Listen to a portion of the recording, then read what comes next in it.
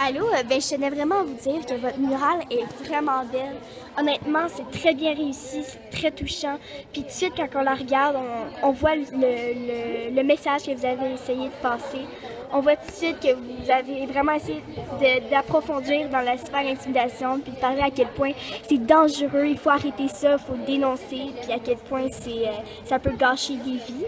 Puis ici, j'ai trouvé ça vraiment touchant, la manière que vous l'avez faite. Puis surtout, j'aime beaucoup le fait que ce soit en noir et blanc parce que ça rajoute un côté plus profond au sujet. Puis aussi, les traits du visage que vous avez fait à vos personnages, ils en disent beaucoup, puis sont très... T'sais, la plupart sont tristes, d'autres sont joyeux. Toutes les expressions sont vraiment réussies.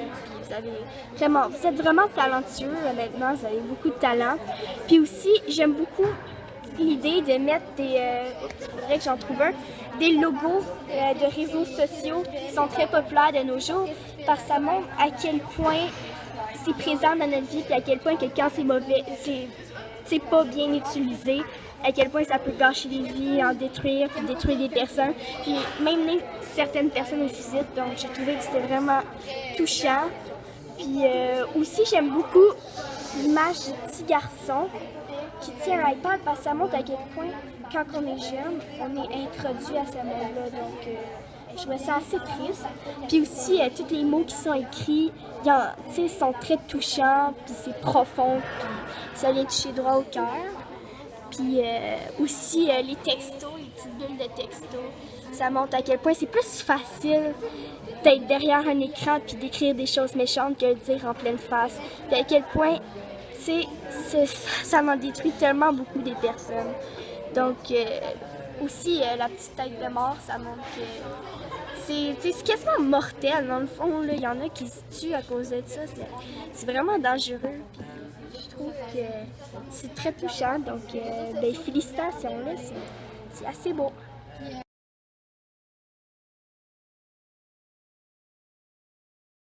Je trouve que c'est vraiment le message à passer sur la cyber-intimidation parce que c'est clair avec tous les icônes de Facebook, Twitter, Ask, parce qu'on voit que c'est là que se passe, dans le fond, toute la cyber-intimidation, c'est plutôt sur ces sites-là.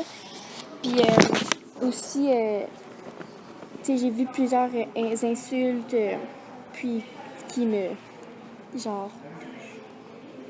touchent, puis que je trouve que c'est vrai qu'on devrait arrêter de faire de la super-intimidation. Puis aussi, il y a une image que j'aime vraiment, c'est celle-là, parce que tout le racisme, sexisme, tout ça, ça me parle vraiment parce que c'est vrai que c'est plutôt sur ces sujets-là qu'on vient à faire de la super-intimidation. Puis aussi, une autre image que j'aime bien, c'est le stop, parce que il faut vraiment arrêter la super-intimidation sur les réseaux sociaux. Ici, on parle de la liberté, des personnes qui veulent la liberté. J'imagine que c'est ça, parce qu'il tient la touche. Ici, c'est un téléphone brisé. Puis tout ce sujet, c'est par rapport aux cyber-intimidations. Ici, on voit une photo de Mona Lisa avec un téléphone qui dit il ne faut pas juger les autres lors qu'on ne les connaît même pas. Ça a le rapport aussi avec l'intimidation. Ici, c'est des mots genre bitch, stop.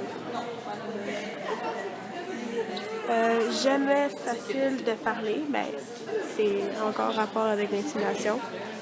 Ici, c'est avec les commentaires. Les commentaires genre de Facebook, un des commentaires, les paroles blessent, puis un dislike pour ça. Des personnes qui pleurent. Une peinture avec des larmes. Un enfant qui dit « faut dire non à l'intimidation ». Puis ici, c'est une fille avec des points d'interrogation dans ses yeux parce qu'elle comprend pas pourquoi ils font ça, mais c'est comme les intimidateurs disent chut, fait qu'ils mettent ça sur la bouche pour pas qu'elle parle. Ici, c'est écrit cyber-intimidation en graffiti.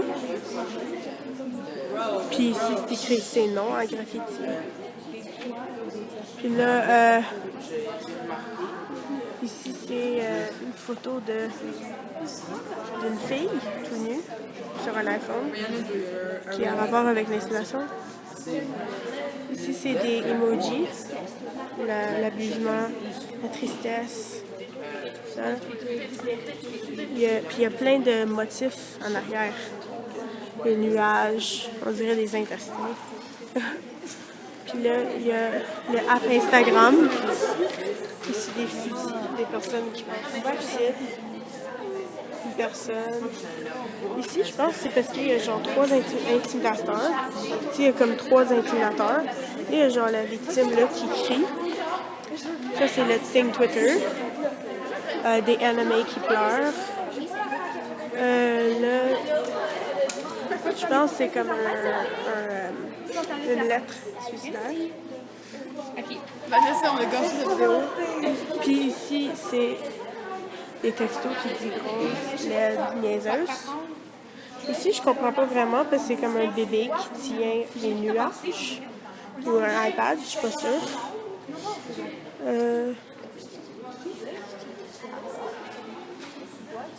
Le Wi-Fi. Moi, j'aime vraiment ces œuvres-là à cause que ça parle de cyber-intimidation, qui est un sujet qu'il faut parler d'eux. C'est vraiment important à parler d'eux parce que c'est un sujet très fragile envers les ados, les adolescents, adolescentes ou même les adultes. Ouais. Merci. On voit vraiment bien que ça parle d'intimidation, la cyber-intimidation en fait, mais aussi l'intimidation de tout genre en fait. Il y a vraiment, avec les images, les mots, les réseaux, on peut découvrir en fait que ça parle vraiment d'intimidation. Avec les iPhones, les signes, les mots, les personnages tristes, on peut faire des liens puis savoir que ça parle de l'intimidation.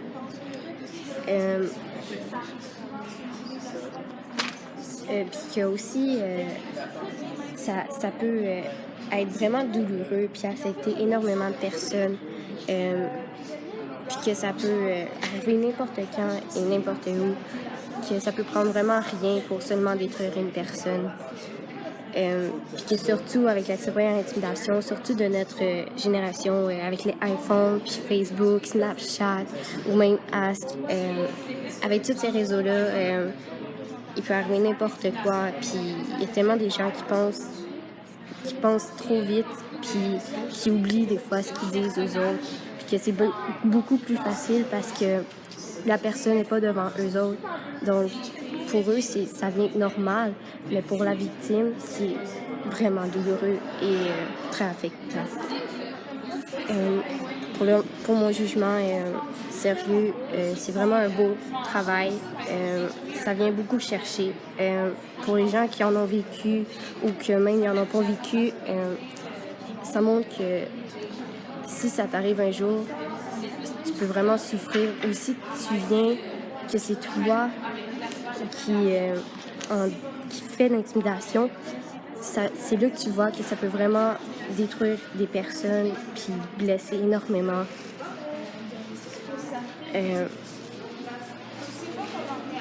Puis que c'est vraiment... ça sert à rien d'intimider.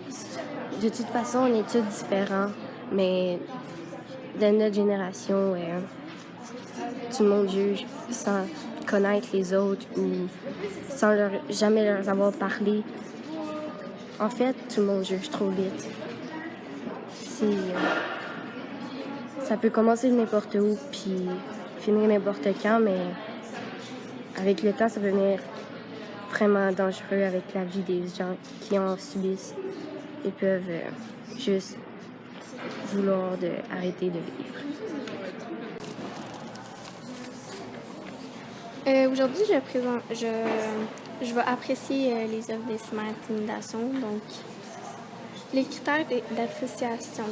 Donc, je vois que ça parle beaucoup d'intimidation, que ça essaie de dénoncer l'intimidation, comme, admettons, les petits messages là, qui transcrits partout un peu, il y a plein de petits messages.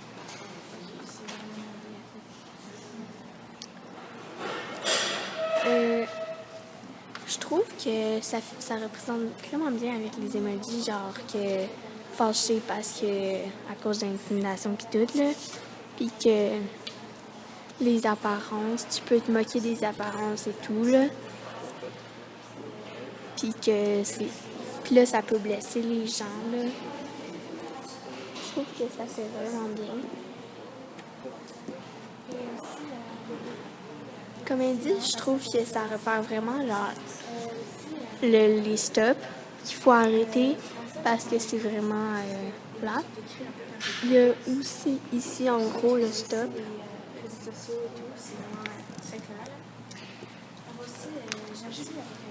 Mon jugement, c'est que je trouve que c'est vraiment bien fait parce que ça l'apprend à arrêter l'intimidation puis ça fait vraiment beau. La murale. Puis ça fait que tu peux décrire les réseaux sociaux, donc Facebook, Instagram, Ask, puis plein d'autres. Puis ça fait que c'est comme mauvais l'intimidation, que c'est pas bien d'en faire, puis que c'est vraiment plate quand il y a les images bizarres sur Internet. Comme celle-ci, qui pourrait être là, puis que c'est vraiment méchant. Puis qu'il faut arrêter la cyber-intimidation parce que c'est mal. Comme vous voyez que ça décrit bien l'intimidation, là. Mettons le stop. Voilà! Bonjour. Donc, dans l'œuvre que les secondaires ont faite, on voit comme un petit bébé avec une tablette pour montrer que les enfants commencent vraiment assez jeunes d'avoir des appareils électroniques. En dessous, il est marqué souffrance. Comme ça, on peut marquer ici que un texto peut tout détruire, puis ça, ça détruire, comme si ça détruisait vraiment souvent. Ici, on a comme des morceaux de texto, de méchants. Il y a stop aussi, pour nous demander d'arrêter ça. Puis aussi une belle tête de mère, pour nous montrer que ça peut détruire, là, comme on l'a dit plus tôt. Un pingouin avec c'est le marqué cyber-intimidation dedans, à cause que les émotions, c'est pas trop rapport ça, mais c'est pas. On voit aussi un iPhone, où est-ce que madame s'en suit dedans, parce que si on envoie des photos genre de quelqu'un comme ça, elle peut être détruite elle aussi, donc cyber-intimidation encore. On a aussi Facebook, qui peut être un très grand moyen pour cyber-intimider. Donc, ça aussi, c'est cyber-intimidation. Ici, on peut voir comme des guettes.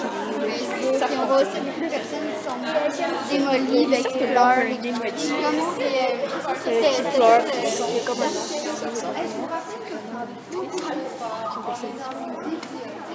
J'ai pris un autre emoji. Avec le bouton, il y a aussi quelqu'un avec une moustache. Il y a le signe pour Twitter. Il y a face aussi. Comme tu vois ici, il y a deux emojis. Sur le chandail, on peut lire des mots vraiment méchants, avec des emojis aussi. Donc c'est vraiment bon, parce qu'il faut vraiment sensibiliser les gens avec ça. Sinon, on peut... sinon ici, il faut dire voir l'intimidation, donc il faut vraiment... c'est ce que ça dit, c'est assez clair. Il faut dire l'intimidation pour arrêter.